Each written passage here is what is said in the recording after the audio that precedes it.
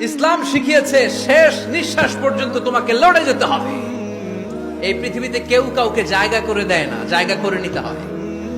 এই পৃথিবীটা the life is not a bed of roses, এটা ফুল বিছানো কোনো ফুল সজ্জা নয়, এটা কণ্টকাকীর্ণ। কেউ আপনার স্পেস করে দিবে না, কেউ আপনাকে সুযোগ করে দিবে না, কেউ আপনার জায়গা করে দিবে না, বরং আপনি জায়গা করে নিলে টাইনা নিচে নামাবে। কথা বলেন।